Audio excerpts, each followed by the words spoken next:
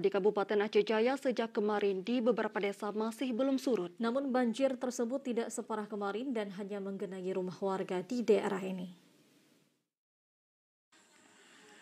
Banjir yang masih menggenangi rumah warga Aceh Jaya, salah satunya terdapat di Desa Padang Kling dan Desa Tanoh Ano, Kecamatan Tenom, dengan ketinggian air mencapai 20 hingga 40 cm. Penyebab masih ada banjir di daerah itu disebabkan lambatnya surut air dari sungai yang dekat dengan perkampungan mereka. Menurut warga setempat, banjir yang terjadi di desa mereka merupakan banjir kiriman dari desa lainnya. Bahkan itu sudah menjadi langganan setiap banjir tiba yang terjadi di Kecamatan Tenom. Saat ini para warga masih bertahan di rumah mereka karena banjir yang tidak terlalu tinggi dan hanya memenuhi perkarangan rumah serta badan jalan di daerah itu.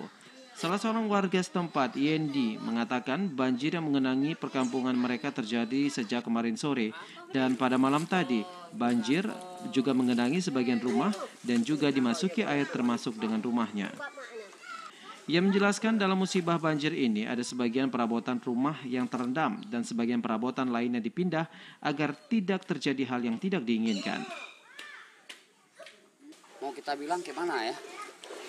Kalau dari pemerintah kita ini, kalau dibilang banjir kan posisinya semua banjir kan, Tenom masuk banjir, Pangal masuk banjir kan.